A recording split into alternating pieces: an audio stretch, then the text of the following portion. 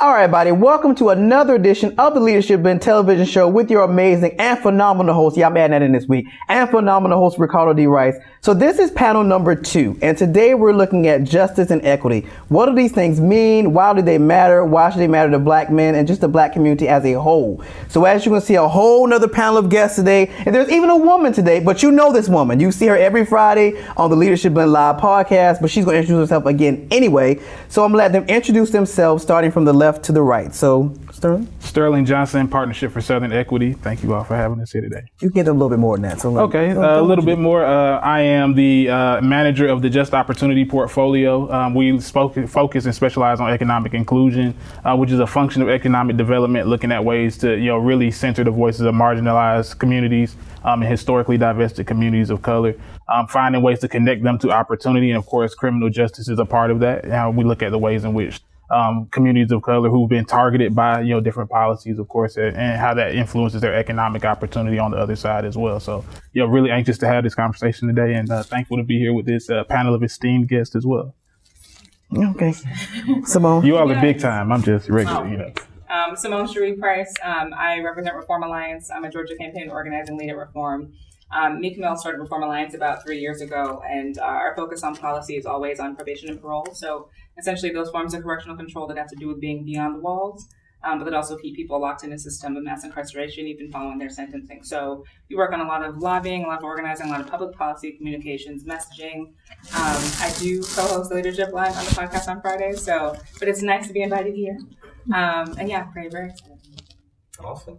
Well, Chris Bruce. I am a lawyer, a lobbyist, and a lecturer.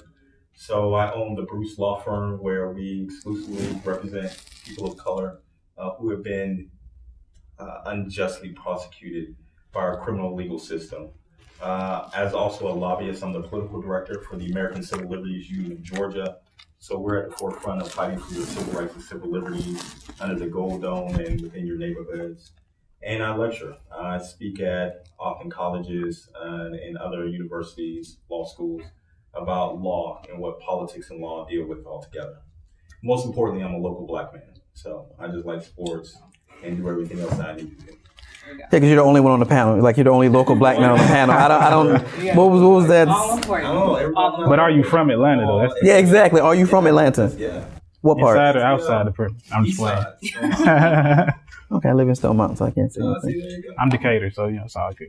I'm not from it, so I can't. That's the question. No, I'm not from city of Decatur. Yeah. And it begins. All right, so let's start from brass tacks. So I'm gonna start with you, Simone. What is a lobbyist? For people that don't know what that is, what is a lobbyist? What do they do? Well, of course, it's a much longer lobbyist, but what I will say about this, a lobbyist and somebody has to register as a lobbyist, which it could be you, it could be anyone. There are citizen lobbyists. If you're going to register as a lobbyist, it's because you make a certain amount of money and spend that amount of time trying to influence people who are elected or appointed as officials to take action on a particular piece of legislation, whether it's against or for. So it's just a matter of keeping track of the individuals who are paid to talk to their legislators, which you can do and anyone can do unpaid. Did you want to elaborate on that at all? Yeah, you pretty much summed it all together. You have paid lobbyists who have to register with the state of Georgia, and if you're a citizen, you don't. Big point of that is if you're going to give gifts to elected officials, you have to show that. You have to register that with the state of Georgia. If you're a citizen, you don't. The biggest thing, and we might just jump into it later on, there are over about 3,000 registered lobbyists in the state of Georgia. Probably less than 60 of them are people of color. So when we talk about when you're dividing up the budget, money that's going to healthcare, why we have some of the highest levels of maternal mortality, education, it's because we don't have black people at those tables to lobby with them. So 5% of all lawyers in the United States are black people. Probably less than 1% are lobbyists. How does that happen? How does stuff like this happen? I guess that's the major question. Like, is a lobby something you go to school for? Is it something you fall into? Like, how does this happen in theory? Oh, how do you become a lobbyist? That's a good question, because I literally got a phone call 3 days after Donald Trump was elected president, and it was from the ACLU of Florida. They called me and they said, we need a lobbyist in the state of Georgia because we believe that his policies on the federal level are going to be reflected the most in Georgia. I said, okay. I started naming some people, my friends Lawrence, Kristen, Dashika, was like, they're lobbyists. She was like, I already talked to them. She was like, they all gave me your name. And I was like, I've never lobbied before. She said, you'll figure it out. And I've literally been trying to figure it out ever since. So yeah, it's more about, in my opinion, who do you know, who do you trust? So a lot of times, and I tell this to people all the time, it's not about you just knowing your state representative, your state senator, your elected official. It's about if they know you. Right. So if they know you by name and they say, well, this is how Cardo's going to feel about this bill, I need to be wary about how I vote on it. That's when you have power. And that's what really changes within our community. All right, so this notion of equity. Explain equity to me. What exactly is equity, black equity, things of that magnitude? What exactly does that mean? Yeah, I think a lot of equity and kind of the concept we confuse with equality, right? A lot of people talk about equity as being, sameness or giving everybody the same thing. And really what it is meeting people where they are and responding to their condition, whether that be, making them whole in one particular way or another. And so when we think about economic equity, of course, people talk about things like reparations, right? And we're not specifically going to advocate for that today, but I'm just giving an example of what would be essentially, there was a community that has been disproportionately affected by policy or otherwise that we now need to make whole in some particular way or another. And that's not to, you go about it with race neutral policy or other types of means. That just says, well, we can just eliminate racism from the way that we talk or the way that we think or the way we respond. Is really about how do we change functionally these systems and how they relate to people. And really, when we talk about racial justice and racial equity, that's the core of the work that we're trying to do at Partnership for Southern Equity as well. It's like level the playing field, or just to, because we have the conversation about reparations and it gets very like tug of war-ish, because some people are like, well, descendants of slaves or things of that magnitude. So what kind of rubric would we even be looking at if we were talking about reparations? Oh, that's a big conversation, a loaded conversation, right? I know, and it is, but we were sitting in that space, so I want to throw, like in a... Yeah, I mean, I'm trying to think about the best example. Equity is, and I like to break it down kind of when we think about it at a one-on-one level, right? Equity and equality. Equality is the same bike for everybody, right? So I'm taller than Simone, right? And so if Simone's trying to ride my bike, then her bike might be a little bit wobbly, right? She might not be able to really function with the pedals, right? It might be uncomfortable for her to sit in. If I had a bike and I'm comparing it to someone smaller than my bike, right, then I'm on a bike that's too small for me, right? Even though there might be the same bikes, it's about how do you get somebody what they need, wearing the same pair of shoes, right? I wear a size 12. You might wear a size 14, right? If he tries to put on my shoes, like my shoes aren't comfortable for him. So it's about how do you respond to that individual person's need and what it looks like. On the reparation scale, I'm not going to get too deep into this. A lot of times we kind of cannibalize these conversations around equity, and a lot of it is because we're fighting for our slice of the pie. And we really think about it in the economic development and economic inclusion sense. We talk about how equity is the superior growth model. Right, that when everybody has a chance to participate, then that only makes everything go smoother. There are more people that can, buy and sell. There's more people who can participate in commerce, right? And so even when we think about the reparations conversation, there are whole segments of our population right now that are locked out of the economic, development of our communities, of our cities, of our country as a whole, right? And what does that do to a capitalist system is that there are people who can't participate. So, I mean, we've got to start thinking around this entire conversation on reparations and fairness and equity a lot of different ways, but, really making it, comfortable and to really enter into those spaces too, I think is a natural and necessary first step. Okay, you said a mouthful. I did. You said a mouthful. That's what happens when you throw out reparations. It's like the second question, Which I normally wouldn't have, but since we set into that space, I was like, well, we can kind of dabble into it a little bit. Anybody got any other thoughts? I was going to go, it kind of leads into what you first asked, was lobbyists and everything else. Lobbyists are always looking out for their clients. So paid or unpaid, I consider myself a social justice lobbyist. So if I go and say, well, Black women have the highest maternal mortality rate in the state of Georgia than anywhere else in the nation, hence even the world, who's at the table to say, well, white women are getting this type of health care? Who's at the table to say that Black women should be getting that type of health care? When do you get that equity conversation that's going into it of saying who's speaking up to them and the needs that they go through all together? So it's really going with everything that you just said, voicing the concerns of a community or a person all together and getting that solution. So it kind of seems, because I had to ask this question with the first panel because we had a diversity and inclusion officer, Dr. Shelton Good. So I guess I'm going to have to ask the same question.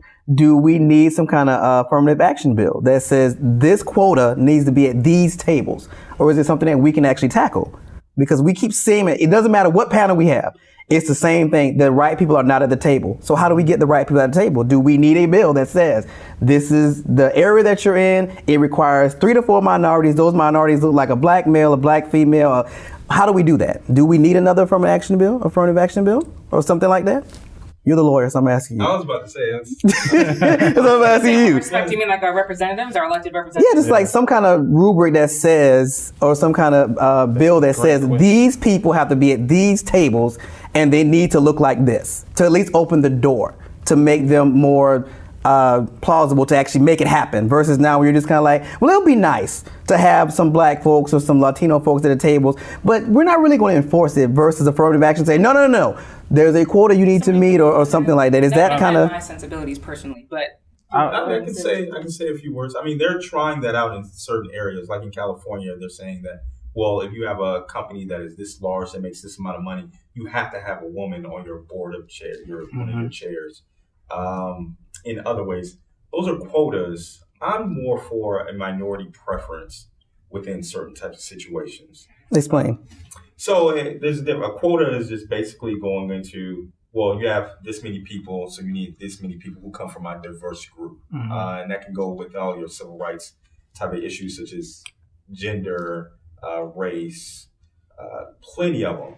But when it comes down to it, you really need to look at which communities are being impacted the most. Right. Something that's happening here right now is we're talking about distributing cannabis licenses for medical marijuana in the state of Georgia. You're going to get about 4 or 6 licenses. The question is, who are those licenses going to go to? Now, it takes a lot of money to do these type of situations, to build these type of plants, processing, distributing cannabis. Does the African American community hold that type of wealth? And if they don't, are they capable of doing these type of things? If they are, what can we do to get them these type of licenses? Not a handout, but literally educating, equipping, and empowering them to work within their own communities. Yeah. So I don't know if a quota is necessary, but the resources have always been necessary for us to take our communities to another level. Let me piggyback on that. I mean, we talk about, I think the difference between quotas is that it focuses on just being there in the space, right? And we know that just being in a space does not equip you with power. This is about power sharing. It's about shifting power dynamics, right? And what does that look like? It doesn't mean that I'm just there, right? And how am I being included? How am I being consulted? How are the communities that are being impacted being thought about through this? I mean, you talk about even in the private sense or the private commerce sense, we started seeing things like community benefits, right, being tied to like certain types of developments, or corporate interests being tied to like supplier diversity programs. Like there are a lot of different ways to attach it. I do think, to your ultimate question, do we need another bill that addresses that? Yes, because a lot of our bills are dealing with the world that we exist from, frameworks that are outdated, right? And we need to start thinking about that a different way. But at the core of that has to be reshifting kind of the power dynamic at the center of the. The only thing I'd add is that, because I'm only thinking about the criminal legal system, is that one of the things that's a barrier to getting that far is just a lack of knowledge and an unwillingness to gather that knowledge and that data. Like one of our biggest challenges trying to pass reform bills, even on the reentry side where somebody's not in the system, because at least our State Department of Corrections does have to keep tabs on some identifiers, is when somebody's out of the system, we know that there's sentencing disparities because we can see that. We know that there is a disparate racial population in terms of who's on probation and parole, and that people tend to stay on probation and parole much longer. They tend to be monitored much more closely. But we don't really have specific numbers there because there's only so much data that's required to keep tabs on. And one of the hardest things about getting our bills passed in this space has been that there's no data. And even trying to pass a bill to collect data, just to be able to say, hey, can we start saying what the average income is for these people before we say that they aren't paying their probation fees? Or can we try to just say how many jobs that they've applied for, or if they're parents, and if we can figure out how bad we're impacting the community by sending them back to jail? There's a lot of resistance to even collecting that data and getting those numbers. And there's always the excuse that it's going to be arduous, that it's going to take forever, it's going to be very expensive. And so by keeping the numbers unclear and by making it hard to figure out what the problems are, the solutions become that much further away. So that is a very, very big battle that we're still fighting right now. How do you even fix something like that?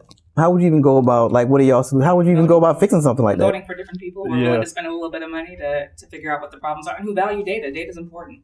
Right. Especially if you're going to say that, we need to be we don't need to be partisan about justice. We need to have facts. We need to have figures. We got to spend money to collect facts and figures. We got to do something differently.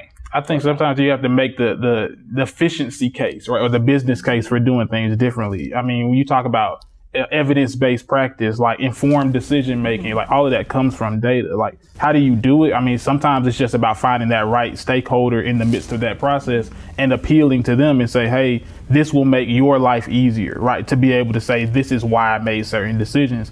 And sometimes, I hate to say that that's the way to do it, because sometimes we get focused a lot on the moral imperatives at the center of these conversations. But sometimes it's just about who are you dealing with and what's going to be the right lever to trigger their action. Right. And I think that goes to it does everything that y'all are saying. I completely agree with. But I think if we break it down to a simple level, there's some people who do not want this to change. Absolutely, yeah. Right. So if we're going ahead and saying, I own a private prison, why do I want data from them to make better decisions for people not to go to prison? No, I'm getting rich off of this.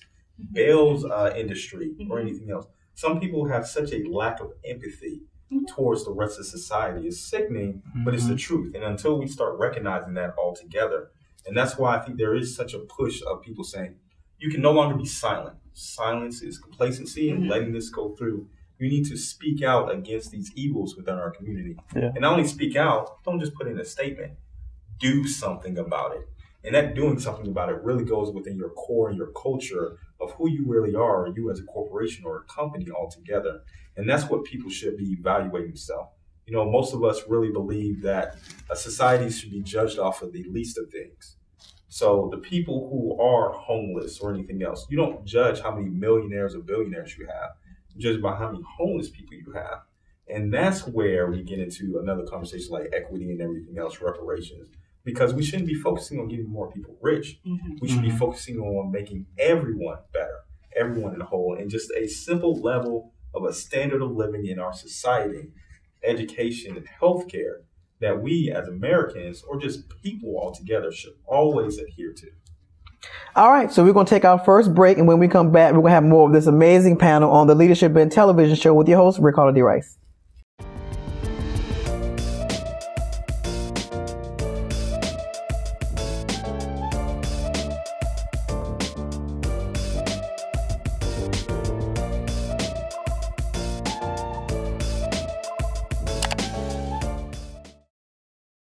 All right, so we are back, and when we left, we were talking about research and the necessity of it not having it.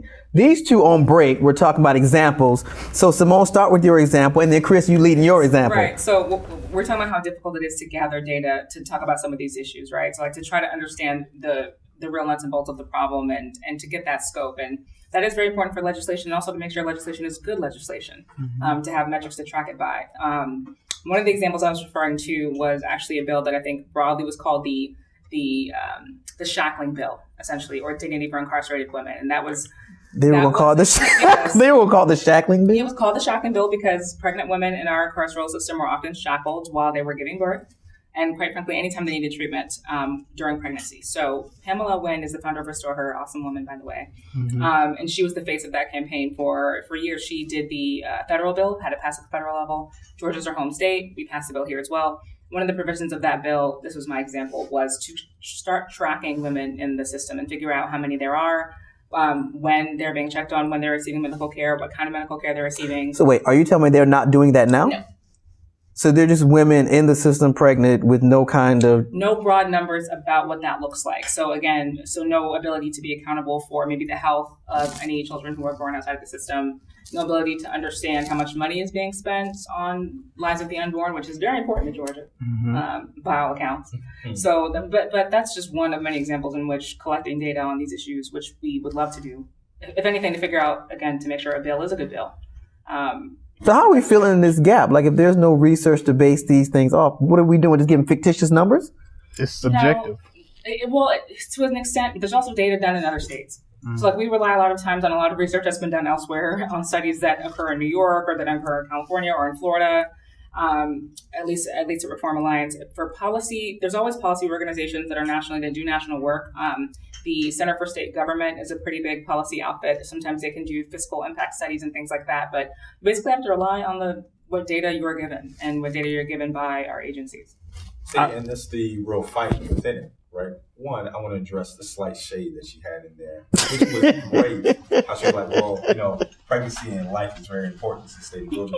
Except they'll pass an abortion ban bill, but once someone's born, they won't give them any type of health care or any type of follow-up with it. Right.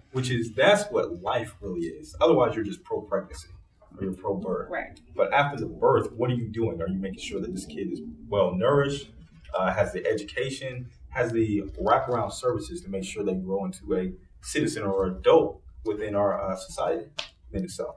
But the thing is, again, people don't want to change. There are a lot of people out there who make a lot of money off of the suffering of people, especially people of color, especially Black people. So yes, it's hard to go down to the Capitol and say, we need to change how we do this. It's like, well, why do we need to change it? Oh, show me the numbers to change it. Well, you guys don't track the numbers. So I can't show it to you, but I can give you personal stories of people who've gone through the system. Well, you just brought in 10 people. Well, those 10 people are representing a lot of others. So, but until you actually start mandating us putting together policies to look into the data, we can't make the right informed type of thing, which even if you take it away from being evil or not evil, just you as a taxpayer saying, we could be wasting millions of dollars within our carceral system, with inefficiencies or anything else. There's a lot of people who are behind bars that shouldn't be behind bars, which, again, if you're spending $72, $78 a day on somebody who shouldn't be behind bars, that money could go to education, it could go to healthcare, it could go to a lot of other things. Now we talking about prisons. Let's get there. So let's start with, what is mass incarceration? Whoever wants to start.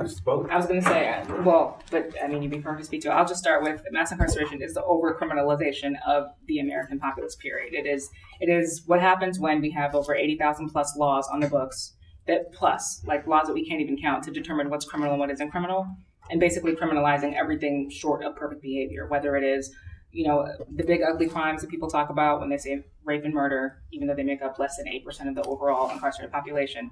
And when we talk about jaywalking, which is a misdemeanor, or changing lanes without using your signal, which is a misdemeanor. Or handing out water to voters in line. So we really gonna do that? We're just gonna throw that in there. That's part of what creates it. But go ahead. And to put it in context, we know that the United States incarcerates more people than any other country in the entire world. So you'll see people up here saying, oh, China's bad. They have less people in prison than we do. Russia is horrible, less people. North Korea, all these other countries, and yet we're number one with incarcerated, especially with the inequities when it comes to people of color. We definitely have more people of color who are behind bars than we do not.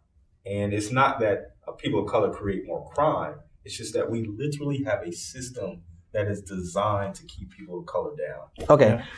Expound on that, because people say that a lot, but I don't think a lot of people know what does that mean? If I'm an average person, what does that mean to me? Or what does that look like? Like, what does that picture look? I know it's a very big, but I'm glad that you said what it looks like. And let's start from I'm going to go back. I love history. So once we actually did get the right to vote, Black people, Black men, Black women still didn't have the right to vote. Black people came out in droves and actually did vote. So after the Civil War, you had over 22 congressmen, Black men, who were sent to Congress.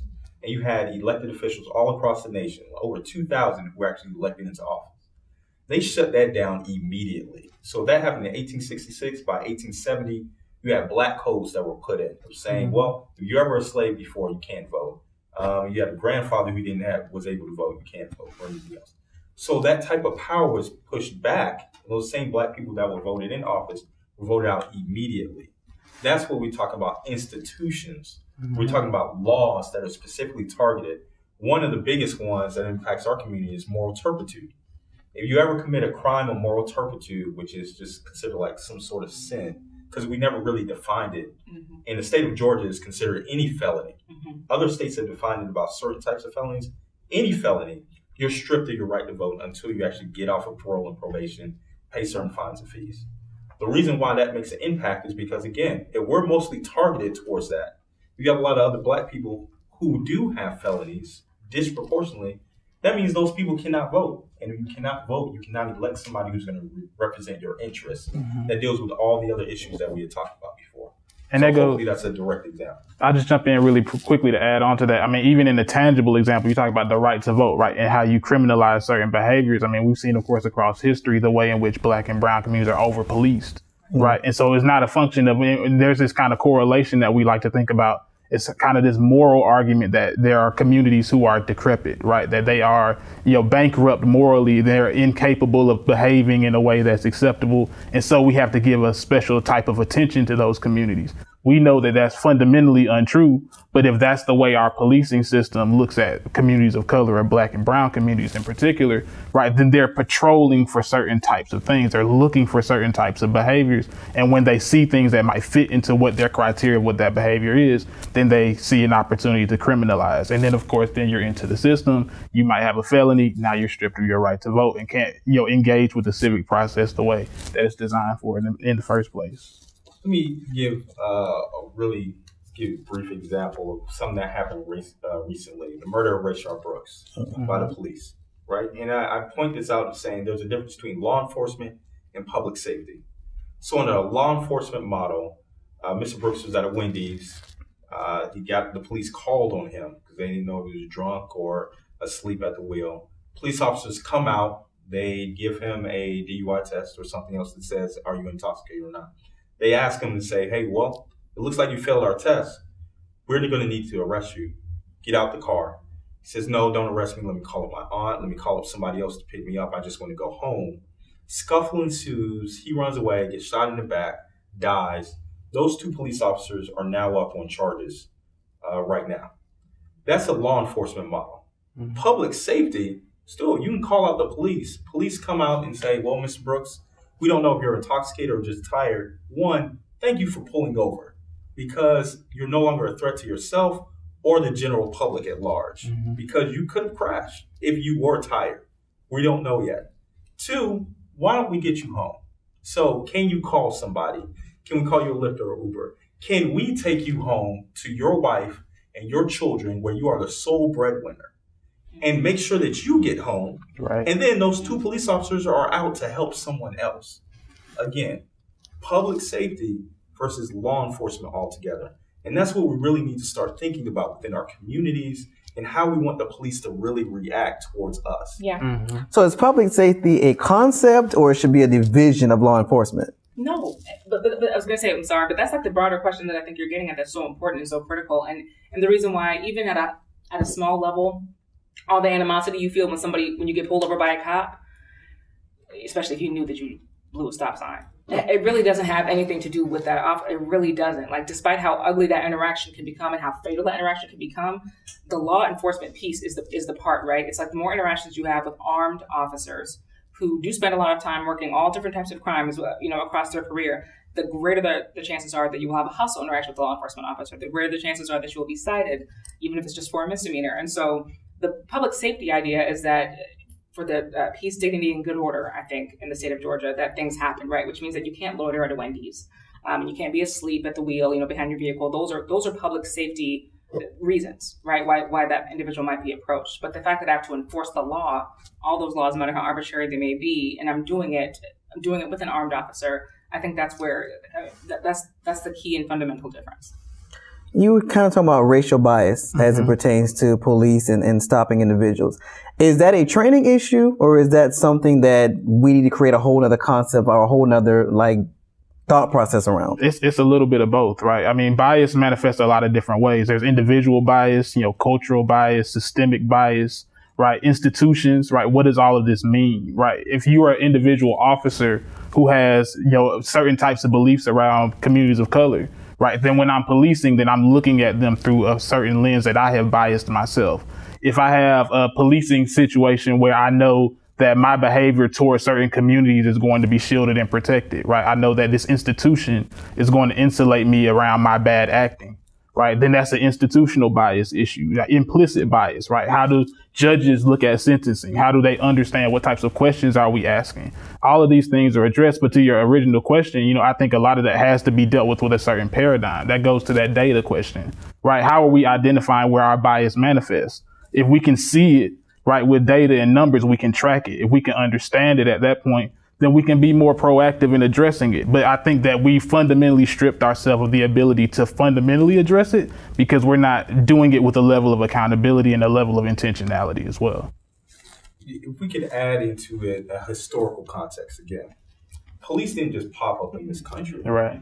Their origins literally come from slave patrols that were made in the Carolinas, saying we're going to track down, harass, terrorize, and kill a Black community to keep them down.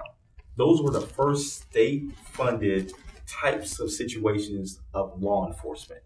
And it's just morphed into the police altogether.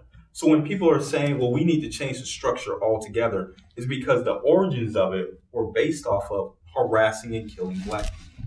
So when people are saying defund the police, that's not necessarily well, we need to get rid of all police officers. It means that if you do have a call about a mental health situation, why can't we call out a mental health supervisor instead of a police officer who has to respond to every other type of situation who's not trained to deal in mental health?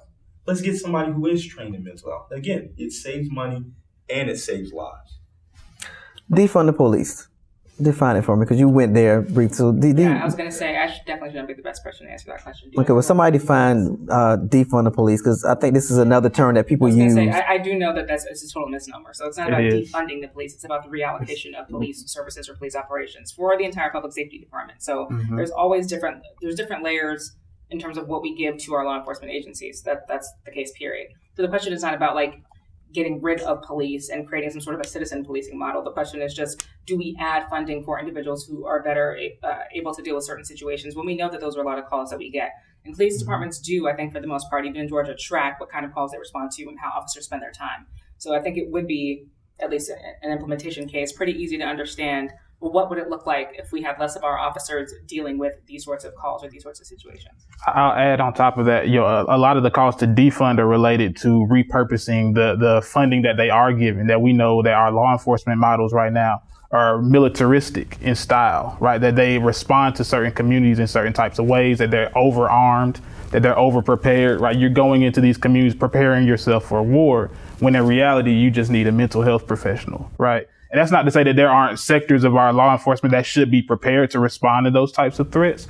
But when the overwhelming use of the dollars that you're being budgeted go towards, weapons, right, and those types of protections for institutions themselves, then you're robbing yourself of the opportunity to give funding to something that will be necessary to really increasing the wellness and the overall emotional wellness of the communities that you serve. So that's really at the center of this opportunity to defund the police. Is really about repurposing that money for other opportunities. What you said about a response really goes towards what happened on January 6th when we did have an insurrection incident at our nation's capital. I know. I have nightmares about that. That's my birthday. Yeah. So I'm texting congressmen, you safe and everything. I'm like, yeah, we're cool. But when it comes down to it, you had a lot of Black Lives Matter protests who were marching the streets, exercising their First Amendment rights under the Constitution and Bill of Rights and everything else. Compared to literally, they tried to overthrow this government altogether. When Black Lives Matter protests were happening in D.C., you had nothing but National Guard, armed militias, federal agents there lined up. When this happened, and literally they planned it for months, everybody knew what was happening. You had nothing. You had officers helping out insurrectionists going into the Capitol. And that goes within the fundamentals of our society. So when people are saying, oh, I was surprised it was happening, I can't say what, or the reactions that happened within it. I think our Vice President, Kamala Harris, summed it up perfectly. They were like, well, how did you feel with it? I felt the same way when a white boy went into the South Carolina church and shot up all the Black people, or all the other incidents when Black people have done. She was like, I wasn't surprised, but I'm now seeing that America is waking up towards this. The question is, what do we do now? Because there were reports that were done by even Trump's Homeland Security Agency of saying the biggest threat to America is domestic terrorism, right? White supremacist organizations and militias that come together that are plotting against the government. All right, hold that thought, because this is going to go somewhere. All right, so we're going to take a second break, and when we come back, we're going to finish that thought and look at some other stuff on the Leadership Bend television show with your host, Ricardo D. Rice.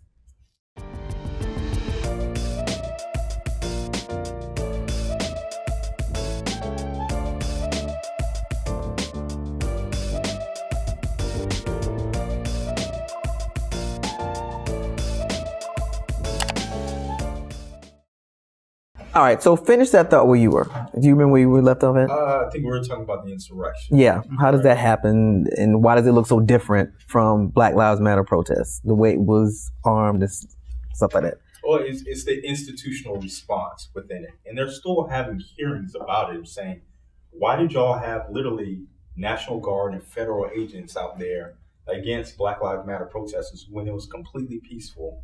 But you had an armed insurrection. People had bombs. People were armed. They marched the Confederate battle flag through our Capitol. That didn't even happen during the Civil War. And not only that, as you had said before, they were planning this out for quite some time. So people are saying, well, maybe it was just a bias. People thought black people would cause problems compared to when they saw white people up there, it was going to be just fine. And that's why you didn't have exactly the preparedness for it. That is the most basic, simple type of situation that we run into literally on a day-to-day basis. Are you more scared of a black man walking down the street or a white man walking down the street? Parole reform. Mm-hmm. Tell me about it. Probation and parole. So this is a situation that's different state by state, and I think, and I'm sure you can attest to this much more because of what you do and representing people. But it is very difficult for someone who has already been through the system, and by this point has been found guilty of something or pled guilty to something, to justify wanting relief from a situation that is not jail or prison. Probation is a privilege, is a quote that our former Attorney General used to say all the time, and that is still very commonly heard among folks who either work for the Department of Community Supervision or Department of Corrections, is that if you are either on probation or on parole, you should be grateful. It means that you're not currently still behind bars. And for some people, and in some very limited situations, including individuals who are parents, especially people who are formerly the sole caregivers, it is sometimes a great relief to be on probation. But Georgia has longer probation sentences than any other state times 4. We have more people under probation or parole than any other state by about the same multiplier. So we keep people under correctional control outside of our jails for a very long time, long enough for them to make a small mistake. And when I say a small mistake, I mean a non-criminal mistake. I mean forgetting to report 1 month, or I mean changing your address and not saying anything, or going to see family or friends in the next state and not saying anything after 6, 7, or 8 years. And during that time, while you're still serving your sentence, you're barred from participation in so many of the civic activities you talked about before. And again, it's jail outside of jail. And we talked about on the show, because I was flabbergasted, because apparently I've been on parole, about tickets, that traffic tickets. On probation. I meant probation, not parole. Not parole. I meant not. Georgia, let's clarify Georgia that. uses misdemeanor probation quite a bit, and it's partly why I think it is why our probation population is so large. Is that if you can't afford to pay your ticket, and we have something called pay-only probation, and you're on that payment plan, you are technically serving a probation sentence, and most municipalities will have a little probation office in there for you. But no, you weren't you weren't misdemeanor, but you were not on. It's just the concept. It's like, I'm in here for a ticket, and then by the time you add all these taxes and stuff on it, the ticket, we're way past the ticket, and it's way past 1 or 2 months. Mm-hmm. Right. It's like, how does that work? But okay, yeah. I guess.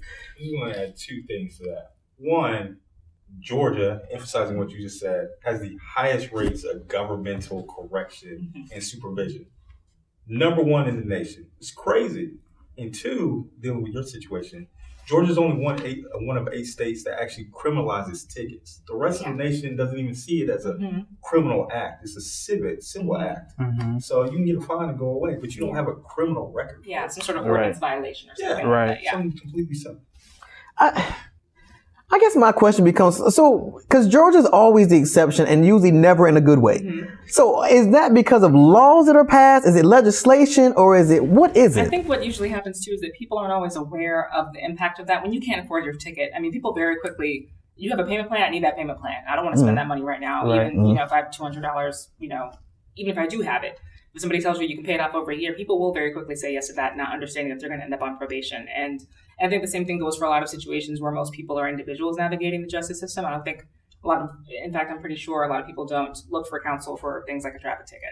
However, there's also situations in which you don't know what you're being barred from until it comes up again. Mm-hmm. When you say that you can't vote or that you can't participate on the jury, which is critically important, when there are certain industries that you may be barred from, if they don't fall within your scope, I think people don't necessarily know what they're missing out on. A lot of people ignore the jury notices, and so being ineligible to participate during that time does not strike as critical to them. There are highly regulated industries like the financial industry, for example, or the investment industry, in which if you've got a misdemeanor. Before you move there, because we discovered that on Friday. So the significance of voting and the correlation to why does that matter for those that, because we went on Friday, but if you don't watch the podcast and you're watching a TV show, why does that matter? Because the Rashad Brooks case, for example, the next time you see one of these things happening, the Ahmaud Arbery case, which is in Cobb County, Keith Haring, who was shot down by somebody conducting a citizen's arrest in Clayton County. When you get a jury notice in a county where something like that is happening, you need to be on that jury and you need to be a part of that process if you have the opportunity. And signing that away it's part of the reason why we feel like, where's the jury of my peers? A lot of times. But then when I talk to my family and my friends and they say, oh no, I got out of that. I'm so glad I got out of that summons. And it's like, you may have just robbed the next Black person of the justice that they needed because you may have been the only Black face that was in that jury. Right. Okay, you can finish the rest of your thought. I mean, it's probably I was thinking the rest of your thought. I was thinking about the economic piece because I did work in finance for a very brief amount of time, and there are very stringent background checks, and there are plenty of industries like that. But in which, if you do have a misdemeanor, which is what it would look like when they ran a check for a ticket like that, that's it. I mean, there are certain industries that are very, very strict, and even when they're not that strict, it exacerbates the background check process. So again, it's just about being in the system to some extent. And that's damaging regardless of how severe what you've done was. Chris, you said something that kind of set in my head when we were talking about the vagueness of some of these laws. You were talking about a specific law and you were saying it's kind of vague. Is that a real issue? Because we talked about the citizen arrest one, and when you look at it, it's like the writing of it, it's just like, well, that's very vague. So people can kind of slip in and out of it to kind of use it as a defense. How big of an issue is the vagueness of the law in Georgia, a lot of this legislation? Is it a big issue or a small issue? What is it? It's a huge issue. And one, your Georgia legislator gets paid about $14,000 a year, right? It's a part-time legislature. They really don't have any type of staff or anything else. And who does that benefit? That benefits lobbyists. And who typically gets benefited from that? People who have money to pay for lobbyists to influence them. So if I'm a legislator and I'm trying to draft a new law or policy, I don't have staff for it. There's no elected official college. I'm going to have to rely on somebody to give me the data. I'm going to rely on someone like this. However, that person is going to skew everything of saying, well, we're going to draft these policies to benefit my client who's already making millions of dollars and to box out other clients who can't afford somebody to be down at the Capitol. That's why. And dealing with the criminal justice context, it's more of you determine laws to be ambiguous and vague for the police to have their discretion. But their discretion is not applied evenly altogether. If I know that they have a bias, like you were talking about before, against Black people, and not giving them the power to do it, like with over the thousands of laws that we already have on the book that are criminalized, which, and this is where people get mad at me, was done by Democrats and Republicans all together, then the police are going to use that as a power and abuse it within our communities. So yes, when it comes down to laws, when it comes down to situations, we have to be very precise on the problems that we're trying to solve.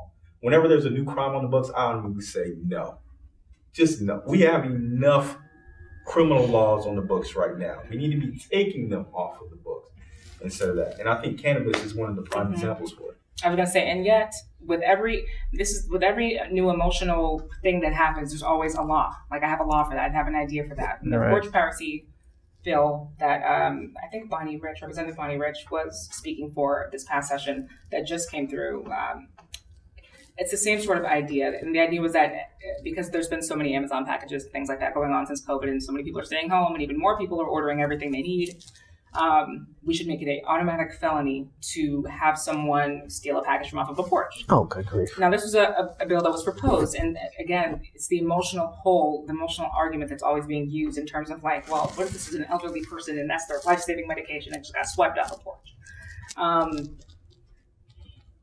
I don't know what most Amazon packages look like in aggregate. I don't know if that data is publicly available or if Jeff Bezos has made it publicly available. I'm sure you'll call him because you know you love Jeff Bezos. I his phone number. I love and she loves him. She loves Zuckerberg. She's like all of them. We could be talking about $5 headbands, for goodness sake. We could be talking about toothbrushes or toothpaste, things that if anyone else was caught stealing from a store, we'd be looking at a misdemeanor at most because of just the dollar amount. But because it's a porch, like we've created a whole new law for that. Never mind we have theft, never mind we have burglary, never mind we have trespassing. We have plenty of laws about taking things. I think 3 or 4 different types of theft. But we had to create a whole new law for this, and it's a very harsh law. I think this is a perfect example. Okay, we're going to take another break, our last break. And when we come back, we're going to get the top issues in all 3 of your fields and the solutions to those issues. So stick around the Leadership in Television Show with your host, Ricardo D. Rice.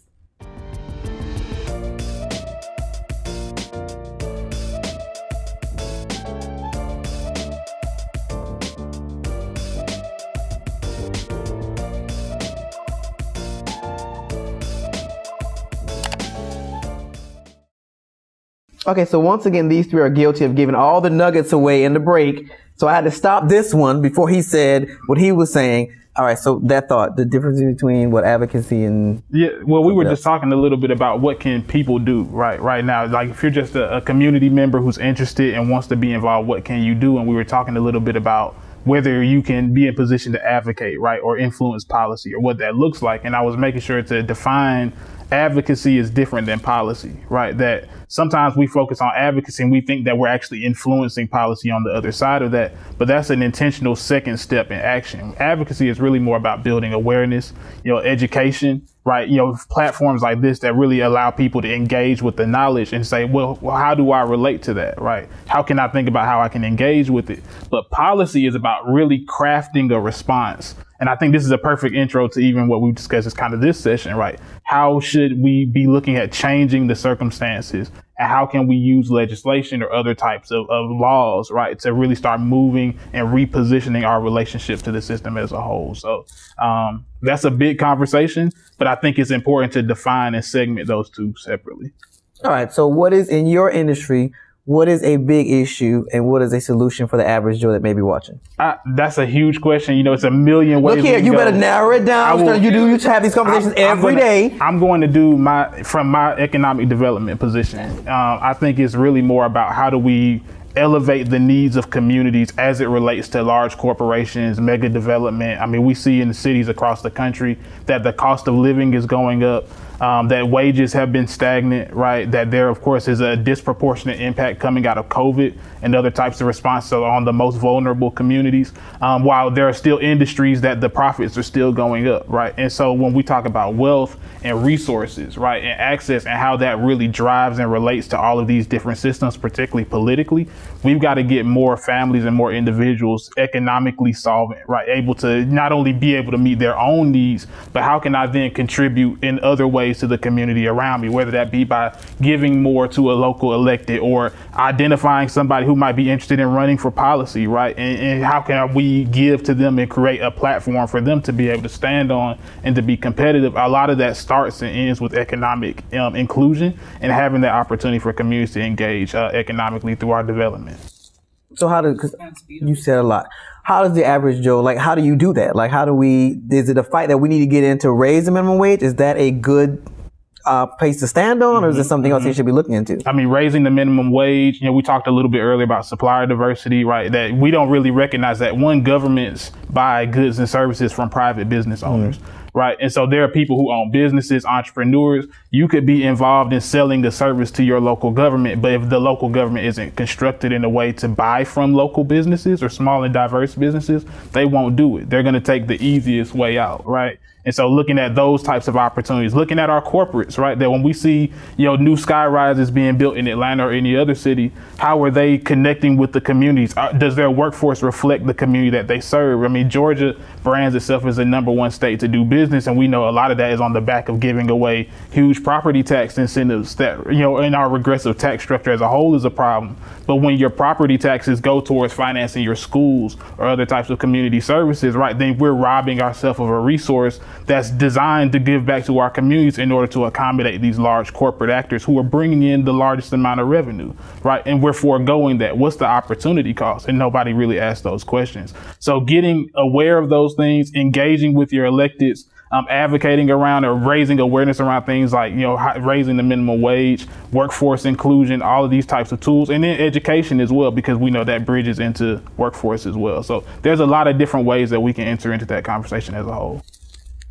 Yeah, I would say that for me, and I'm thinking about people who are on probation in particular, and at least in the state of Georgia, there is no isolating a conversation about our criminal legal system away from money or economic power, period. So that's an important piece here too. But one of the things I was thinking about in terms of why it's so hard for some folks who, even if they have been given this opportunity, they may have a short sentence, they may be able to get their freedom back, is that they lack social currency as much as they lack economic power or buying power. Like the average person on probation, I think, makes between $18,000 and $22,000 a year. And the reason why and needing a social safety net of some sort is so significant for people is because even if you are eligible to, say, get off probation or get your probation modified, what you're coming into is not only the discretion of the court, but what that discretion is based on, right? Are you a person who seems sound, who seems like they can remain employed?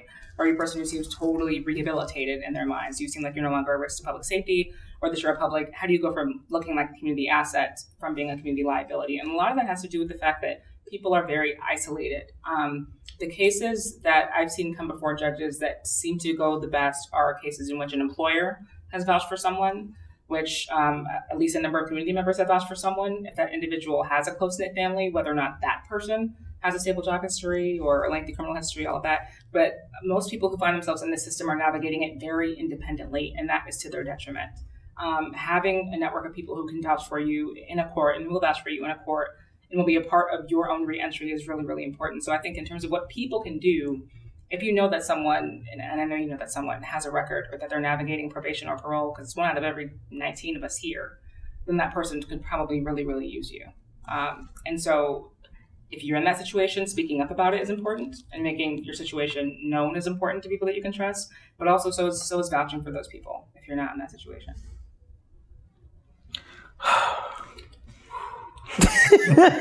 You know exactly what I said. Okay, Chris, you have one of the bigger stakes with what you do. So what? Let's make it simple but impactful, and that really goes down to voting.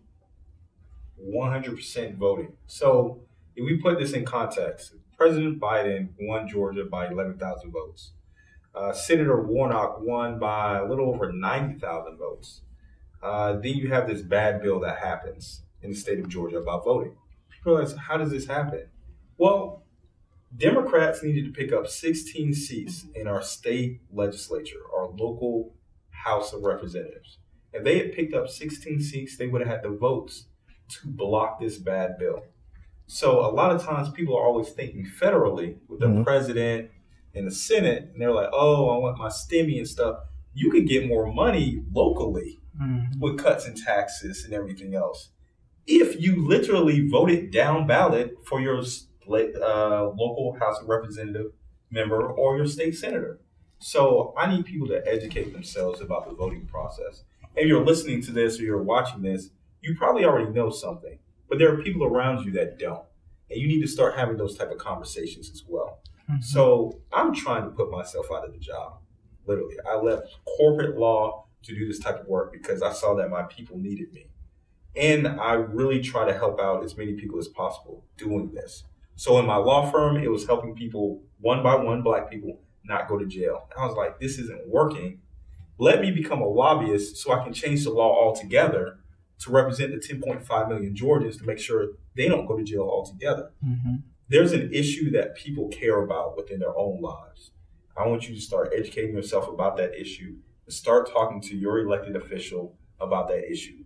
If they agree with you on that issue, then that's great. Vote for them. If they don't, find somebody who does and start putting them up so that we can solve these issues down in our local government, from your city council to your mayor to your state house or your state senate.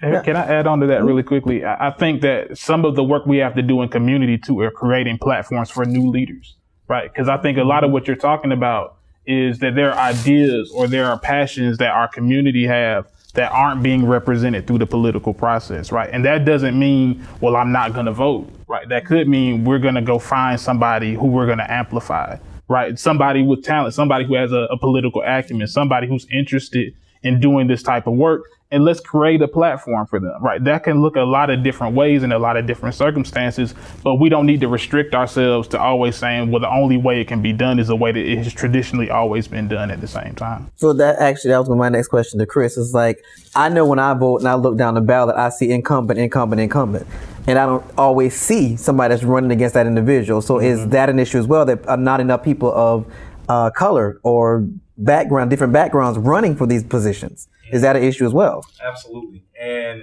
the system is set up like that. People always say, well, I'm an elected official, I represent everybody. I can tell you the number one thing that elected officials trying to do is get reelected, right? And then after that, they'll be like, okay, well, I'll look into it. So yes, that's where it goes into an incumbent. Well, has that incumbent ever talked to me, or have I ever talked to them?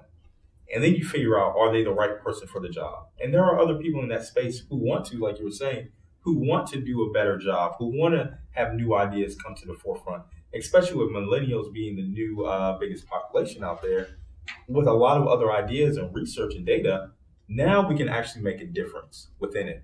But we have to start literally at the bottom, literally one by one within our community where you care the most. And that's what I'm saying. You should be passionate about something. There is some issue that you're very passionate about. And you can find other nonprofit organizations like ACLU, like NAACP, like other organizations that we all work for, and you can team up with them. So it's not something where you have to quit your full-time job or you have to just be out there marching all the time, which marches are helpful and they're educational, but honestly, marches are good for exercise.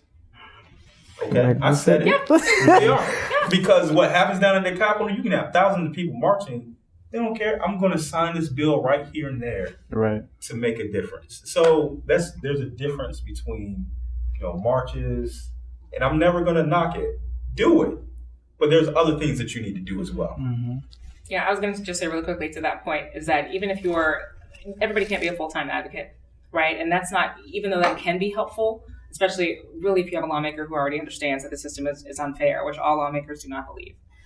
But if you're an individual, you have a lot of power and I cannot tell you how much more powerful it could be in some of the conversations we have with lawmakers to have somebody who has gone through that situation right there, who is in their district. Like, hey, this is where you're from. This is this person. They're from there too. This is what they've gone through. Finding those people is really, really critical. And there are ways to do that from a distance. And I think during COVID, if we weren't doing it before, we've all kind of tried to find ways to be digital and to activate people digitally. But if you could spare an afternoon or a day and you know that you want to say something to your lawmaker, I'm pretty sure every advocacy organization would like to plug you in to do exactly that. And that does mean spending just that time to go ahead and meet with the lawmaker, because if they know who you are and they know your name, that's the beginning of that door. And you can keep knocking on that door every single session that they continue to be elected. And saying that they're just a citizen, they're not an activist, is really powerful for a lot of these people, especially a lot of the Republicans, I think. Because down there, I have to wear a badge. Saying we're lobbyists. Yeah, lobbyists. Right? So they already know who I am. They already know what I stand for and everything else.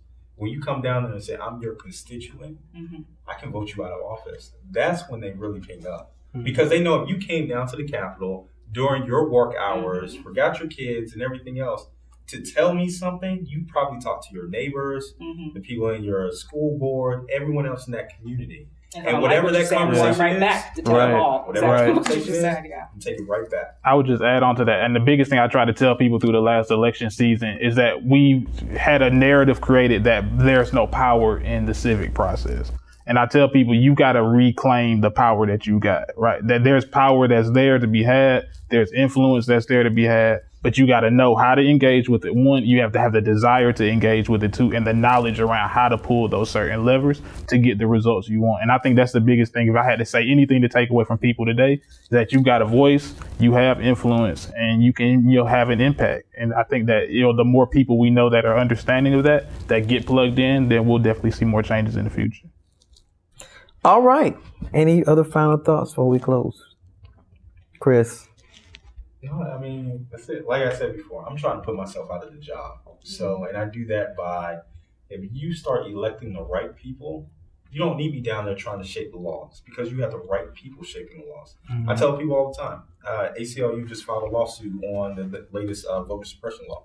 I'm trying to put my legal director out of the job, because if I have the right people to stop them from passing voter suppression jobs, we don't need a legal director anymore. Like, this could really all end with us if we all get active and actually do something about it. Mine would be very, very similar. Is to educate yourself on your issue to the extent that you can, especially when you hear things like defund the police and you don't know how that sounds, and a politician releases a commercial in which a woman is near death and no officer comes and it makes you panic. Always do your best to kind of anything that sounds really extreme, anything that sounds really, really good or too good to be true, always kind of dig underneath that. There's always more to it than what can fit in a headline and in a tweet. And so again, doing that research and education is important. And also, especially in the state of Georgia, I don't know about elsewhere, if you can get a face-to-face, demand a face-to-face with the person whose tax dollars are going to represent you, get a face-to-face with that person. Make it that important. I know we don't do that anymore, but here it makes a difference. So. And I'll put out a challenge real fast. We'll help you get a face-to-face. Oh, yeah. Yeah. I don't have anything else. I would just say, reach out to us. I mean, like I said, if there's community members, I mean, you all in your organization and how you all engage. If there's anyone who's interested in getting involved, I know all three of us. I know these two are definitely out beating the paths and doing the work, and we're just as right there with them. And so, to the degree we can, we're definitely going to look to connect them. All right, so there you have it, our panel on equity and justice. I'm your host, Ricardo D. Rice, and we will see you next Monday, same time, same place, on the Leadership and Television Show with your host, Ricardo D. Rice.